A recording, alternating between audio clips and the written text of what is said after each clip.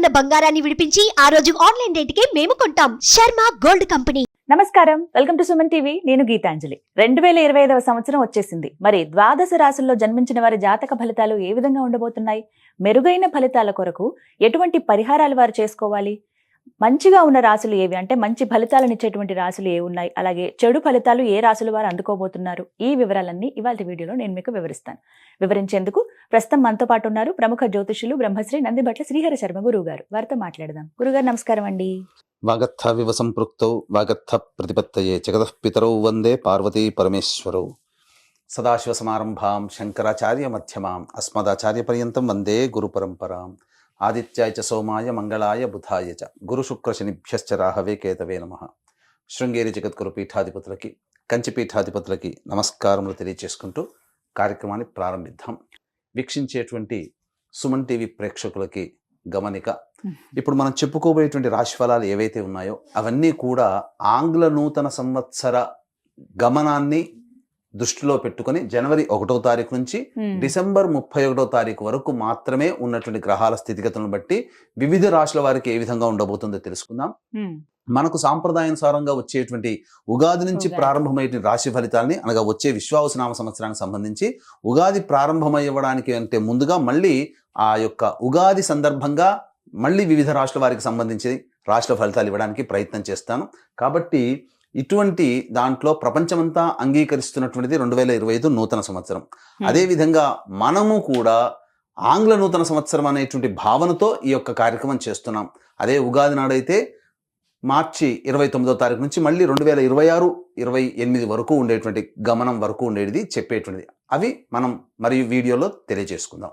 అదే అడగబోతున్నాను గురుగారు. అంటే సాధారణంగా ఒకటే ప్రశ్న అడుగుతారు, ఉగాది కదా అసలు చెప్పాలి జాతక ఫలితాలు అనేవి, ఈ లోపు ఏంటి అంటే ఒక సాంప్రదాయంగా అది కొనసాగిపోతుంది. అంటే మనకేమని చెప్పబడింది అంటే, ధర్మం ఏం చెప్పబడింది శాస్త్రంలో అంటేనమ్మా, ప్రపంచమంతా ఏది ఒక విషయం గురించి ఒక తాటి మీద ఉంటుందో అది ధర్మమే కూర్చుంటుంది, శాస్త్రమే కూర్చుంటున్నాం. ఇక మరి ద్వాదశ రాశుల వారి జాతక ఫలితాలు తెలుసుకుందాం. ముందుగా గ్రహస్థితులు ఏ విధంగా ఉన్నాయో తెలియచేస్తారా? జనవరి 1, 2025 నుంచి. ఇక గ్రహస్థితిలోకి గనక గమనించుకున్నట్లయితే ముఖ్యంగా గురువు 9th మే వరకు కూడాను ఈ వృషభ రాశిలో సంచారం చేస్తున్నాడు. 9th మే నుంచి మిథున రాశిలోకి సంచారం, 9th మే నుంచి సెప్టెంబర్ 27వ తారీఖు వరకు. ఇక సెప్టెంబర్ 28 నుంచి నవంబర్ 11వ తారీఖు వరకు కర్కాటక రాశిలో. ఇక నవంబర్ 12వ తారీఖు నుంచి డిసెంబర్ 28 వరకు కర్కాటక రాశిలోనే వక్రీకరించే స్థితి పొంది ఉండడం. ఇక శని భగవాన్ల వారిని కనుక చూసుకున్నట్లయితే 15 ఏప్రిల్ వరకు కుంభరాశిలో సంచారం చేస్తున్నారు. 16 ఏప్రిల్ నుంచి అక్టోబర్ 9వ తారీఖు వరకు మీనరాశిలో సంచారం. ఈ మధ్య కాలంలో జూలై 8వ తారీఖు నుంచి వక్రీకరించి మీనరాశిలోనే సంచారం చేస్తున్నాడు. అలాగే అక్టోబర్ 10వ తారీఖు నుంచి కుంభరాశిలో సంచారం చేస్తూ వక్రీకరించి కుంభరాశిలో, నవంబర్ 26వ తారీఖు నుంచి వక్రత్యాగము శని భగవాన్ల వారు చేస్తున్నారు. ఇక రాహుకేతులు కనుక చూసుకున్నట్లయితే 15 మే వరకు కేతువు కన్యలో మరియు రాహువు మీనరాశిలోకి, అలాగే 16 మే నుంచి సింహరాశిలో కేతువు, అలాగే కుంభరాశిలో 16 మే నుంచి రాహుగ్రహ సంచారం జరుగుతుంది. ఇక్కడ గమనించుకున్నట్లయితే ఇక్కడ వీక్షించేటువంటి ప్రేక్షకులకు అందరికీ తెలియజేయాల్సినటువంటి అంశం ఏంటంటే, ముఖ్యంగా అందరూ ఈ ద్వాదశ రాశుల గురించి రాగానే అందరూ ఆలోచించేటువంటిది ముఖ్యంగా శని దోషం, ఏలినాడు శని, అష్టమ శని, అర్ధాష్టమ శని, కంటక శని, యోగ శని, ఈ శని దోషాలు. అయితే ఇక్కడ 15 ఏప్రిల్ వరకు శని కుంభరాశిలో సంచారం చేస్తూ 16 ఏప్రిల్ నుంచి మీనరాశిలోకి సంచారం చేస్తున్నా, ఈ యొక్క జూలై 8 నుంచి మీనరాశిలోనే సంచారం చేస్తూ వక్రీకరించినటువంటి కారణం చేత మళ్ళీ ఈ కుంభరాశి ఫలితాన్ని ఇస్తాడు. అక్టోబర్ 10న కుంభరాశిలోనే వక్రీకరించి ఉన్నటువంటి స్థితిగతుల చేత ఏమవుతుంది, మళ్ళీ మకర రాశి ఫలితాన్ని శని భగవానులు ఇస్తారు. కాబట్టి అర్థం చేసుకోవాల్సినటువంటి అంశం ఏంటంటే, ఎవరికి కూడాను ఈ సంవత్సరం శని భగవానుడు యోగదాయకంగా పూర్తిగా లేడు. 12 రాశుల వారికి అష్టమ శని, అర్ధాష్టమ శని, కంటక శని, యోగ శని, దాంపత్య శని, ఈ రాశుల ఈ యొక్క దోషాల శని దోషాలు ఏదో ఒక సందర్భంలో కొన్ని నెలల పాటు అందరూ రాశుల వారు అనుభవించాల్సిందే తప్ప ఇక్కడ ప్రత్యామ్నాయము లేదు. కాబట్టి ఇక కుంభరాశి వారికి ఏలినాటి శని వెళ్ళిపోతుందని సంతోషం కానీ, ఈ యొక్క సంబంధించి మకర రాశి వారికి ఏలినాటి శని వెళ్ళిపోతుందని సంతోషం కానీ, లేకపోతే కర్కాటక రాశి వారికి అష్టమ శని దోషం పోతుందని కానీ భావించాల్సిన అవసరం లేదు. వృశ్చిక రాశి వారికి అర్ధాష్టమ శని దోషం పోతుందని కూడా భావించాల్సిన అవసరం లేదు. ఎందుకంటే శని మళ్ళీ రుజుమార్గంలో వెళ్ళి మళ్ళీ వక్ర మార్గం చేత వక్రగతిన సంచారం చేస్తున్నటువంటి కారణం చేత 12 రాశులు శని ప్రభావానికి గురవుతాయి. కాబట్టి ఈ సంవత్సరం అన్ని రాశుల వారు శని దోష పరిహారములు ఖచ్చితంగా చేసుకోవలసినదే, అందులో సందేహం లేదు. గ్రహస్థితులు అయితే ఈ విధంగా ఉన్నాయి. గురుగారు, ద్వాదశ రాశుల్లో జాతక ఫలితాల్లో భాగంగా ఇక రాశి ఫలితాలు ఎలా ఉన్నాయో తెలుసుకుందాం. ముందుగా మేషరాశి. మేషరాశి వారి గనక ఈ యొక్క 2025 సంవత్సరంలో జనవరి 1 నుంచి డిసెంబర్ 31 తారీఖు వరకు గ్రహ స్థితిగతులను బట్టి ఏ విధంగా ఉండబోతుందో తెలుసుకుందాం. ముందుగా ఈ నవగ్రహాల్లో గురువు, శని, రాహు, కేతులు అత్యంత ప్రధానమైనటువంటి ఫలితాలను ఇచ్చేటువంటి గ్రహాలు. ఇక రవి గనక చూసుకున్నట్లయితే ప్రధానంగా ఉద్యోగ సంబంధమైనటువంటి విషయాల్లో ఏ విధంగా ఉంటుందనేటువంటి విషయాల గురించి మనకు తెలియచేయడం జరుగుతుంది. ఇక గమనించుకున్నట్లయితే 9 మే వరకు కూడాను గురువు ఈ యొక్క వృషభ రాశిలో సంచారం చేస్తున్నటువంటి కారణం చేత మార్చి వరకు కూడాను గురువు వక్రీకరించే స్థితి పొంది ఉండడం. ఈ కారణం చేత జన్మగురు ప్రభావాల్ని గురువు కూడా అందిస్తూ ఉంటాడు. ఎప్పటి వరకు? ఈ సంబంధించినటువంటి మార్చి వరకు. మార్చి తర్వాత ఏప్రిల్ అండ్ మే 9 వరకు కూడాను ద్వితీయ గురు ప్రభావము. కాబట్టి జనవరి 1 నుంచి మార్చి వరకు కూడాను ప్రధానంగా అనుకున్నటువంటి పనులలో కొన్ని ఆటంకాలు అనేటువంటివి గురువు గారు ఇస్తున్నారు. కాబట్టి గురు అనుగ్రహాన్ని పొందే ప్రయత్నం మార్చి వరకు కనుక చేసినట్లయితే సంబంధించినటువంటి పనులన్నీ కూడాను యోగవంతదాయకంగా ఉంటాయి. ఇక మార్చి నుంచి మే 9వ తారీఖు వరకు కూడాను వృషభ రాశిలో సంచారం చేస్తున్నటువంటి కారణం చేత రావాల్సినటువంటి రాని బాకీలు అన్నీ కూడాను వసూలు అవుతాయి. ధనపరంగా అన్ని వృత్తుల్లో ఉన్నటువంటి వారికి ధనాదాయం చాలా చక్కగా ఉంటుందని చెప్పవచ్చు. ఇక 9 మే నుంచి సెప్టెంబర్ 27 వరకు మిథున రాశిలో సంచారం చేస్తున్నటువంటి కారణం చేత కొంత సోదర సోదరిమణులు మరియు తెలిసినటువంటి వారి మధ్య కొంత విభేదాలు వచ్చేటువంటి అవకాశాలు ఉన్నాయి. కాబట్టి జాగ్రత్తలు పాటించండి. అయితే సంఘంలో పేరు ప్రతిష్టలు పొందినటువంటి వ్యక్తుల యొక్క పరిచయ ప్రభావాలు మే 9 నుంచి సెప్టెంబర్ 27 మధ్య కాలంలో ఏర్పడతాయి. అయితే సెప్టెంబర్ 28 నుంచి నవంబర్ 11 మధ్య కాలంలో కర్కాటకంలో స్థితి పొంది ఉన్నటువంటి కారణం చేత కొన్ని ప్రయత్నాలలో ఆటంకాలు అనేటువంటివి కలుగుతాయి. కాబట్టి గురుగ్రహ ప్రభావం వలన సామాన్యమైనటువంటి ఇబ్బందులే తప్ప చెప్పుకోదగినటువంటి ఇబ్బందులు ఈ యొక్క సెప్టెంబర్ 28 నుంచి నవంబర్ 11వ తారీఖు మధ్య ఉన్నటువంటి కాలంలో కలగదు. ఇక నవంబర్ 11 నుంచి డిసెంబర్ 28వ తారీఖు మధ్య కాలంలో వక్రీకరించినటువంటి గురు ప్రభావం చేత మళ్ళీ తృతీయ సంబంధమైనటువంటి ఫలితాలను కూడా గురువు గారు అందజేస్తున్నారు. కాబట్టి ఈ సమయంలో ముఖ్యంగా సెప్టెంబర్ 28 నుంచి డిసెంబర్ 28 మధ్య కాలంలో నూతన వాహన కొనుగోలు లేదా గృహాలు ఏర్పరచుకోవాలి, స్థిరం అనేటువంటిది కావాలనుకునే వాళ్ళకి ఈ సమయంలో గురుగ్రహం అనుకూలంగా మీకు నూతన గృహ వసతి కానీ లేకపోతే వాహన వసతి కానీ మీకు అందించడం జరుగుతుంది. ఇక ప్రధానంగా చూసుకున్నట్లయితే మేషరాశి వారికి లాభస్థానంలో శని సంచారం 15 ఏప్రిల్ వరకు ఉంటుంది. కాబట్టి జనవరి 1 నుంచి 15 ఏప్రిల్ వరకు కూడా శని యోగ స్థానంలో స్థితి పొంది ఉన్నాడు. కాబట్టి అద్భుతమైనటువంటి ప్రతి ప్రయత్నంలో కూడా అద్భుతమైనటువంటి ఫలితాలు ఈ యొక్క శని ప్రభావం వల్ల మేషరాశి వారు పొందుతారని చెప్పవచ్చు. అయితే ఇక 16 ఏప్రిల్ నుంచి శని కుంభరాశిలోకి సంచారం చేస్తున్నటువంటి కారణం చేత 16 ఏప్రిల్ నుంచి ఏలిన నాటి శని ప్రభావానికి మేషరాశి వారు గురవుతారని చెప్పవచ్చు. అయితే చింతించాల్సిన పని లేదండి. మేషరాశి వారికి ఏలినాటి శని ప్రభావం ఎంతవరకు ఉంటుంది? 16 ఏప్రిల్ నుంచి అక్టోబర్ 9 వరకు మీనరాశిలో ఉంటారు. కానీ ఇదే మీనరాశిలో జూలై 8 నుంచి వక్రీకరించినటువంటి కారణం చేత మళ్ళీ లాభస్థాన ఫలితాన్ని కూడా శని భగవాన్లు అందిస్తారు. కాబట్టి ఏప్రిల్ 16 నుంచి జూలై 8 మధ్యకాలం మాత్రమే ఏలిన నాటి శని ప్రభావానికి గురవుతారు. అనగా ఏప్రిల్ 16 అంటే మే, జూన్ దాదాపుగా 2 నెలలు మాత్రమే అని చెప్పవచ్చు. 2 నెలలు దాదాపుగా 60-70 రోజులు, 70 రోజుల వరకు వేసుకోవచ్చు ఉజ్జాయింపుగా. అంతవరకు ఏలినాటి శని ప్రభావం జూలై 8వ తారీఖు నుంచి అక్టోబర్ 9వ తారీఖు వరకు కూడాను కుంభరాశిలో సంచారం చేస్తుంటారు. ఎప్పటి నుంచి? మీనరాశిలోనే వక్రీకరించే స్థితి పొంది ఉండడం. అక్టోబర్ 10 నుంచి కుంభరాశిలోకి మారి అప్పుడు మళ్ళీ వక్రగతిన ఫలితం ఏమవుతుంది? శని భగవానుల వారు వక్రగతిన ఫలితం ఉన్నప్పుడు లాభస్థాన ఫలితాలని, దశమస్థాన ఫలితాన్ని ఇస్తాడు. కాబట్టి ఈ ప్రభావం వలన అక్టోబర్ 10 వరకు ఈ సంబంధించినటువంటి కుంభంలో వక్రీకరించి ఉండి నవంబర్ 26వ తారీఖు వరకు కూడాను కుంభరాశిలోనే వక్రీకరించినటువంటి గ్రహ ఫలితం ఏమవుతుంది? ఉద్యోగ మార్పులు చేసుకోవాలనే ఆలోచన ఉన్నటువంటి వాళ్ళకి ఈ యొక్క అక్టోబర్ 10 నుంచి నవంబర్ 26 వరకు ఉన్నటువంటి కాలం యోగ కాలము. అన్ని విధాలుగా సహాయ సహకారాలు, ముఖ్యంగా తీర్థక్షేత్ర సందర్శనం, పుణ్య నదీ స్నాన ప్రభావం ఈ అక్టోబర్ 10 నుంచి నవంబర్ 26 మధ్య కాలంలో జరుగుతుంది. అలాగే గురుగారు, మేషరాశిలో జన్మించిన వాళ్ళు వివిధ రంగాల్లో స్థిరపడి ఉంటారు. వివిధ రంగాల వారికి ఈ 2025వ సంవత్సరం ఎలాంటి ఫలితాలు ఇవ్వబోతోంది? ఏ తర్వాత చూసుకున్నట్లయితే ప్రధానంగా ఉద్యోగం చేస్తున్నటువంటి కేంద్ర రాష్ట్ర ప్రభుత్వ ఉద్యోగస్తులకి ప్రమోషన్స్తో కూడుకున్నటువంటి బదిలీలు ఉంటాయి. అలాగే నిరుద్యోగస్తులకి ఉద్యోగము లభిస్తుంది. ప్రైవేట్ ఉద్యోగస్తులైతే ఉద్యోగ భద్రత పెరుగుతుంది. ముఖ్యంగా సాఫ్ట్వేర్ రంగంలో ఉన్నటువంటి వారికి ఊహించని విధంగా వారికి హైక్ అనేటువంటిది జరగడం, అలాగే విదేశీయానానికి వెళ్ళాలనే కోరిక వారు ఈ సంవత్సరంలో నెరవేర్చుకోవడం అనేది తథ్యంగా కనిపిస్తుంది. అయితే ఉద్యోగ మార్పుని పొందాలి అనుకునేటువంటి వాళ్ళు ఎప్పుడు ఏ సమయంలో ప్రయత్నం చేయాలి అని అనుకున్నప్పుడు జనవరి 11వ తారీఖు నుంచి మార్చి 13వ తారీఖు వరకు ఉన్నటువంటి కాలము అద్భుతమైన కాలము. ఖచ్చితంగా నిరుద్యోగస్తులు జనవరి 11 నుంచి మార్చి 13 మధ్య కాలంలో మీకు స్థిర ఉద్యోగం అనేటువంటిది లభించబోతుంది.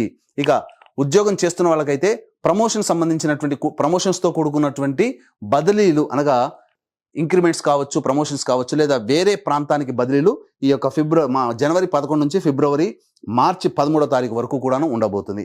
మళ్ళీ ఇక మారినటువంటి ఉద్యోగంలో ప్రయత్నంలో కానీ లేకపోతే చేస్తున్నటువంటి ఉద్యోగంలో మళ్ళీ ఎప్పుడైనా కానీ మార్పు కనబడుతుందా, నిరుద్యోగస్తులు మళ్ళీ ఏదైనా కొత్తగా ఉద్యోగం మళ్ళీ చేస్తున్నటువంటి ఉద్యోగం నుంచి ఎప్పుడు మళ్ళీ మార్చుకోవాలి అనుకున్నప్పుడు అనుకూలమైనటువంటి సమయం జూన్ 14 నుంచి జూలై 14 మధ్య కాలంలో అనుకూలమైనటువంటి సమయంగా చెప్పబడి ఉంటుంది.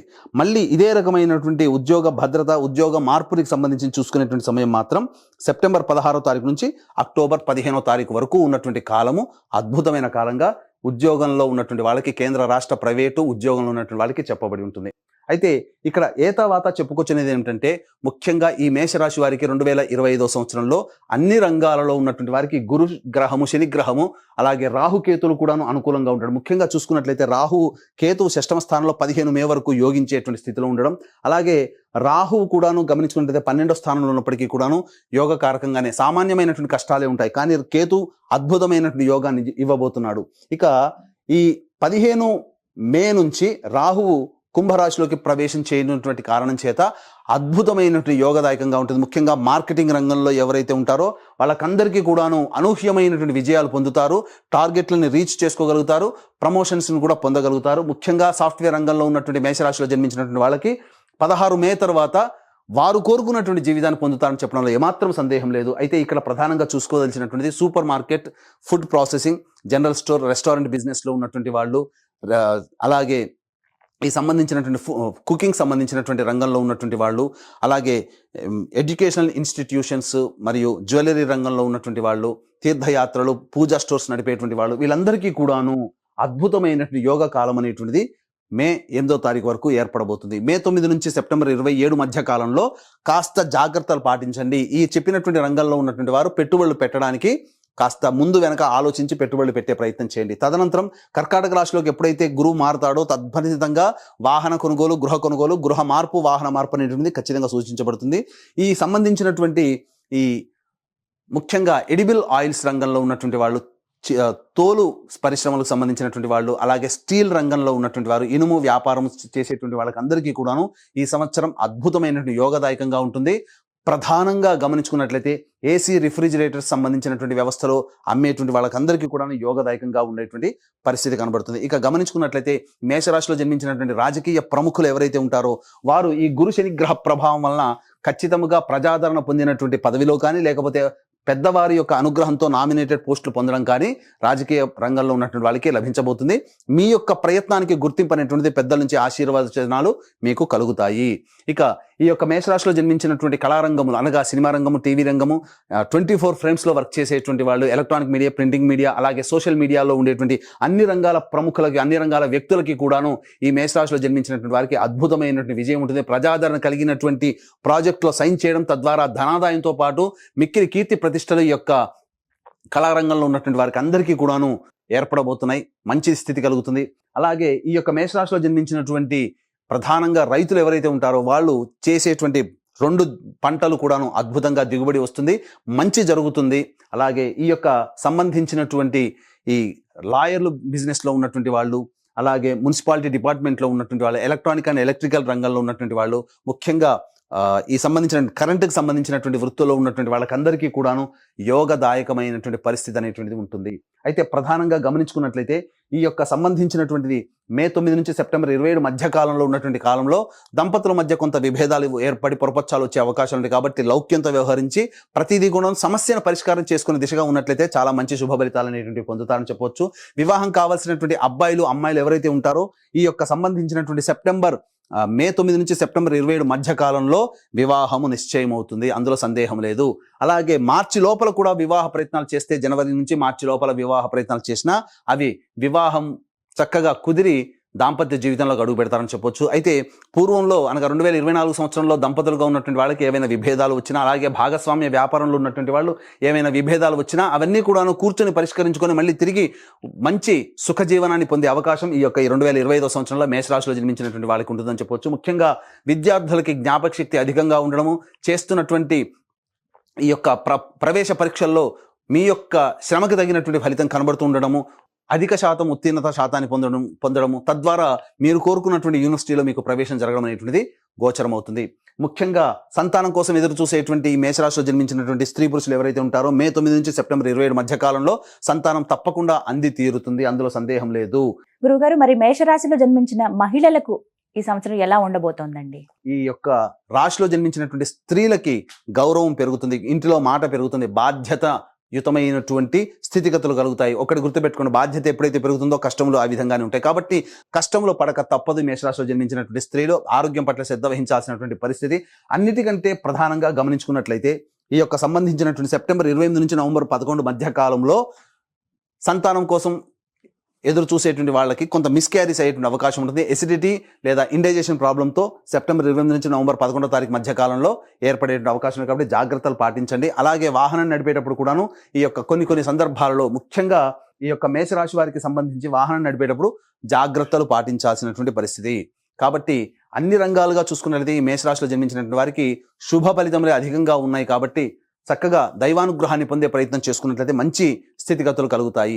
అయితే ఇక్కడ గమనించాల్సినటువంటి అంశము, మేషరాశిలో జన్మించినటువంటి స్త్రీ పురుషులు ఎవరైనా కానీ వివాహం కాకపోతే తల్లిదండ్రుల జాతకము, తోడబుట్టిన వాళ్ళ జాతకము, వివాహం అయితే కనుక భర్త లేదా భార్య జాతకం, కడుపున పుట్టిన సంతానం జాతకం కూడా మీ మీద ప్రభావం చూపుతుంది. కాబట్టి ఈ యొక్క 2025 సంవత్సరంలో మేషరాశిలో జన్మించినటువంటి వారికి అందరికీ కూడాను మీ సంకల్పం నెరవేరాలి అనేటువంటి సదుద్దేశంతో జాతకరీత్యా కలుగు విద్య, వివాహ, ఉద్యోగ, దాంపత్య, సంతాన, అనారోగ్య సమస్యల నివారణకి మరియు 12 రాశులు ఇంతకుముందు చెప్పుకున్నట్టుగా 12 రాశులు శని ప్రభావానికి గురవుతాయి. కాబట్టి శనిదోష నివారణ పూజల హోమాల్లో భాగంగా సర్వదోష నివారణ పూజల హోమాలు ఒక్కొక్క నెల ఒక్కొక్క పుణ్యక్షేత్రంలో 12 నెలలు సంవత్సరం పాటు కూడా మీ కుటుంబ సభ్యుల గోత్రనామాదులతో చేయించడం జరుగుతుంది. అవకాశం ఉన్న వాళ్ళు కార్యక్రమ తదనంతరం కాంటాక్ట్ చేసి మీ గోత్రనామాదులు నమోదు చేసుకోవచ్చు.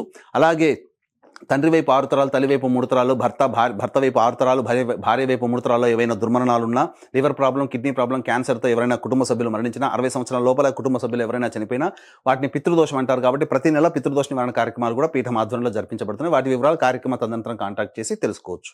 గురుగారు, మరి జాతక ఫలితం ఏ విధంగా ఉంటుందో చెప్పారు. సాధ్యమైనంత వరకు బాగుంటుందని చెబుతున్నారు. ఇంకా మెరుగైన ఫలితాలు వారు పొందాలంటే కనుక ఎటువంటి పరిహారాలు చేసుకుంటే బాగుంటుంది మేషరాశి వారు? మేషరాశి వారు ప్రధానంగా ప్రతిరోజు దత్తాష్టకము, అలాగే కాలభైరవాష్టకము, రుద్ర కవచము ప్రతిరోజు కూడా రోజుకు 3 సార్లు పారాయణం చేస్తూ, మంగళవారం నాడు ఉపవాస నియమాన్ని పాటిస్తూ కనుక ఉన్నట్లయితే ఈ 2025 సంవత్సరంలో వచ్చేటువంటి సమస్యలు చాలా మటుకు పరిష్కరించుకోగలుగుతారు. అయితే ఇప్పుడు చెప్పినటువంటి విధంగా ఈ ఫలితాలకి భిన్నంగా మీ యొక్క జీవితం ఉన్నట్లయితే మీ యొక్క జన్మజాతకంలోనే నడుస్తున్నటువంటి గ్రహ దశాంతర దశల ప్రభావాలు కావున దగ్గరలోని మంచి ఉపాసనాపరులైనటువంటి జ్యోతిష్య పండితుని సంప్రదించి వారి సలహాలు, సూచనలు కనుక పాటించినట్లయితే మరింత మెరుగైనటువంటి జీవితాన్ని పొందుతారని ఆశిస్తూ సర్వం శ్రీ ఉమామహేశ్వర పరబ్రహ్మార్పణమస్తు. ఈ 2025 సంవత్సరంలో మేషరాశి వారి జాతక ఫలితాలు, అలాగే వారు చేసుకోవాల్సిన పరిహారాలు చక్కగా వివరించారు గురుగారు. నమస్కారం అండి.